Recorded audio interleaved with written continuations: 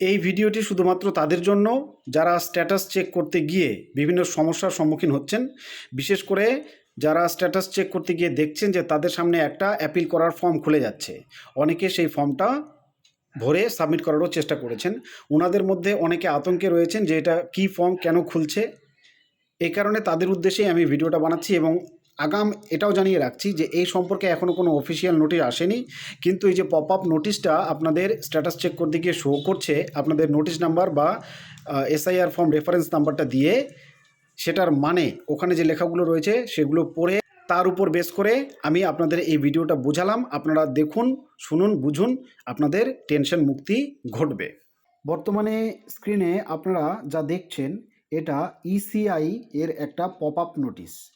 এই pop up নোটিশটা নিয়ে অনেকগুলো প্রশ্ন আমার কাছে এসেছে।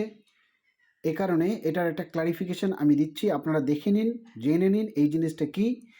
ভীষণভাবে প্যানিক করছে মানুষ, যিনারা বর্তমানে অনলাইনে স্ট্যাটাস চেক করতে যাচ্ছেন এসআইআরের, অর্থাৎ বর্তমান তাদের অবস্থা কি, ফাইনাল তালিকায় নাম থাকবে কি থাকবে না, লজিক্যাল ডিসক্রিপেন্সির নোটিশ এসেছিল, হিয়ারিং করার পর ডকুমেন্টস আপলোড সাকসেসফুলি দেখাচ্ছে কি দেখাচ্ছে না, এই সমস্ত জিনিস অর্থাৎ স্ট্যাটাস চেক করার জন্য যিনারা বর্তমানে স্ট্যাটাস চেক করছেন ইসিআই নেটে কিংবা যে কোনোভাবে অনলাইনে, ওনাদের সামনে নোটিশ নাম্বার দেওয়ার পর এই যে দেখুন নোটিশ নাম্বার অথবা ফর্ম রেফারেন্স নাম্বার, এখানে নোটিশ নাম্বারটা আমি উল্লেখ করেছি।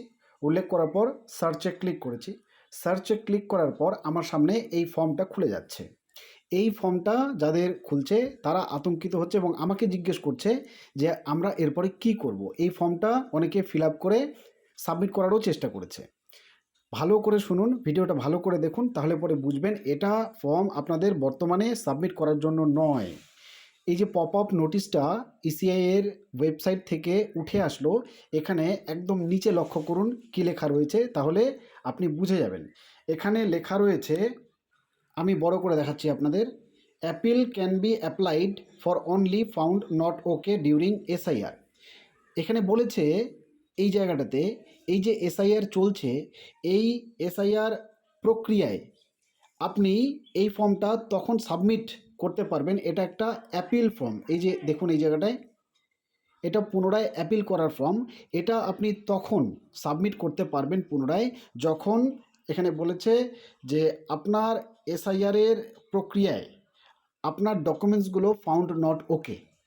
অর্থাৎ এই যে এসআইআর প্রক্রিয়া চলছে, এখানে কোনো কারণে আপনার নাম যদি বাতিল হয়ে যায়, আপনি যদি ফাউন্ড নট ওকে হন, ফাউন্ড নট এলিজেবল হন, তাহলে ফাইনাল তালিকায় আপনার নাম তো থাকবে না।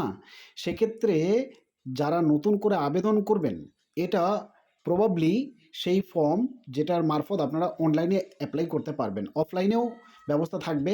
এটা হচ্ছে সেই অনলাইন ফর্ম যেটা পরবর্তীতে আপনারা অ্যাপ্লাই করতে পারবেন। প্রত্যেকের নামে এটা আসবে, যারা করতে চাইবেন এখান থেকে করতে পারবেন। আপনাকে জাস্ট আপনার এসআইআর যে ফর্ম রেফারেন্স নাম্বারটা সেটা দিতে হবে, অথবা আপনার নামে যে নোটিশ ইস্যু হয়েছিল সেই নাম্বারটা এখানে দিতে হবে।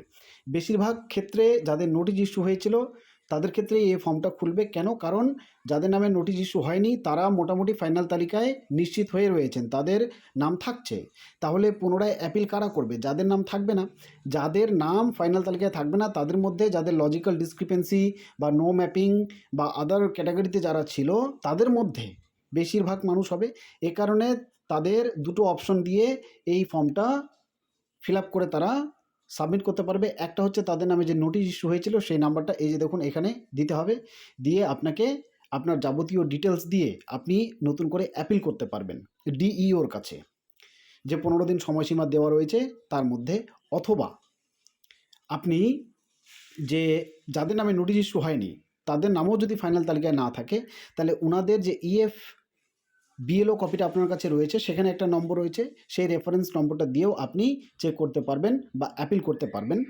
এটা এখনও পরিষ্কার নোটিফিকেশন দিয়ে বলা হয়নি কোথাও, কিন্তু এই যে ডিটেলসগুলো এখানে দেওয়া রয়েছে এই পপ আপ নোটিশটাতে, এর মানে তাই দাঁড়াচ্ছে। এ কারণে আপনাদের আগাম আমি জানিয়ে দিলাম, শুধুমাত্র বিশেষ করে তাদের জন্যই ভিডিওটি বানাচ্ছি যাদের স্ট্যাটাস চেক করতে গিয়ে এই মেসেজটা শো করছে, এই ফর্মটা ওপেন হয়ে যাচ্ছে এবং তারপরে তারা প্যানিক করছেন যে আমার ফর্ম বুঝেই বাতিল হয়েছে, আমাকে পুনরায় অ্যাপিল করতে বলছে। তাদের জন্য ভিডিওটি বানালাম। এখনই এই ফর্ম ফিল আপের কিচ্ছু নেই, এটা after publication of the final SIR list 2026। আশা করি বোঝাতে পেরেছি। প্যানিক করবেন না, ধৈর্য ধরুন, ভিডিওগুলো দেখুন, আপনাদের টেনশন কমবে। চ্যানেলটির সাথে জুড়ে থাকুন। ধন্যবাদ।